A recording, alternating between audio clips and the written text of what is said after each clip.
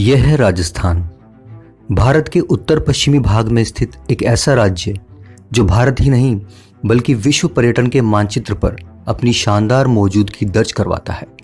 राजस्थान सदियों से अपनी अनमोल सांस्कृतिक धरोहर के कारण एक बेमिसाल नज़ीर बना हुआ है। यहाँ आपको शानदार महल, हवेलियाँ और किले देखने को मिलेंगे। सांस्कृतिक रूप से देखें तो यहाँ के लोक नृत्य व लोक संगीत के साथ साथ यहाँ की झीलें, रेगिस्तान और उस पर ऊंट की सवारी हमेशा से देशी विदेशी पर्यटकों को अपनी ओर आकर्षित करती रही हैं। साथ ही साथ यहाँ के लजीज व्यंजन और पकवानों का स्वाद भी पूरी दुनिया में मशहूर है, जिस वजह से राजस्थान पूरे विश्व के बीच काफ़ी लोकप्रिय पर्यटन स्थल है। लेकिन इतनी खूबियों के बावजूद राजस्थान का एक दुर्भाग्यपूर्ण पहलू भी है, और वो है यहाँ की महिलाओं का देश में सबसे कम पढ़ा लिखा होना। केवल 57% महिलाएं ही राजस्थान में साक्षर हैं, जो कि राष्ट्रीय स्तर पर राजस्थान को सबसे निचले पायदान पर रखती हैं। लेकिन अंधेरे के बाद उजाला होता है और हर रात के बाद सूरज रोशनी लेकर निकलता ही है।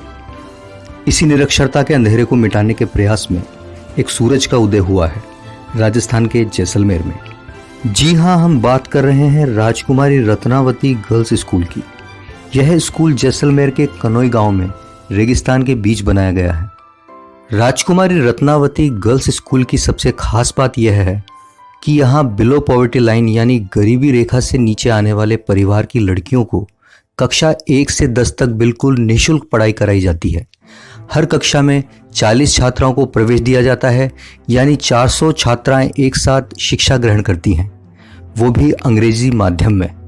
अगर इस स्कूल की बिल्डिंग की बात की जाए तो यह अपने आप में वास्तुकला का एक नायाब नमूना है, जिसमें मॉडर्न और राजस्थानी पारंपरिक शैली का बेहतरीन मिश्रण किया गया है। रेगिस्तान के बीच बने इस स्कूल की बिल्डिंग की छत पर सोलर पैनल्स लगे हैं, साथ ही रेन वाटर हार्वेस्टिंग सिस्टम भी लगा है, और अंदर कोई एसी नहीं है, बल्कि इसे कुछ इस तरह से डिजाइन किया गया है कि जो पत्थर इस बिल्डिंग में लगे हैं वो इसे ठंडा रखते हैं, यानी कि यह पूरी तरह से इको फ्रेंडली है।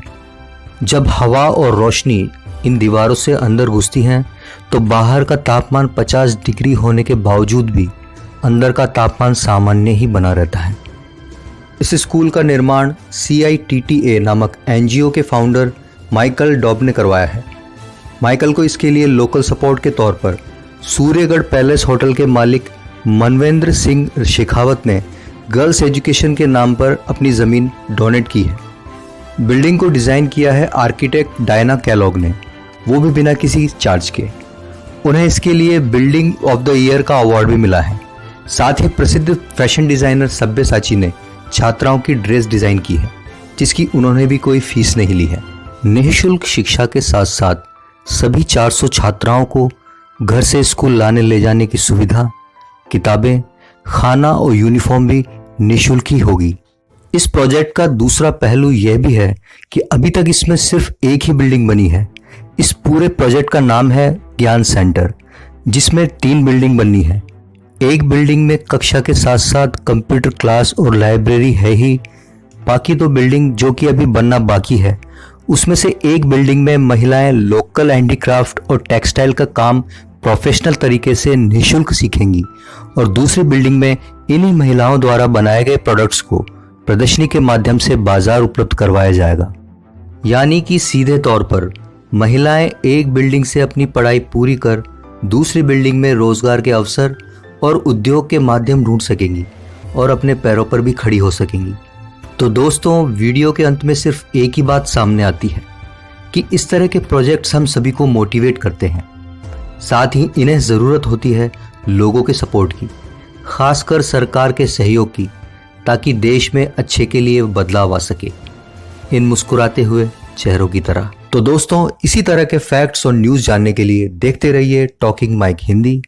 जल्द ही मेरे इस वीडियो को लाइक और शेयर कीजिए, साथ ही चैनल को सब्सक्राइब और बेल आइकन को प्रेस कीजिए।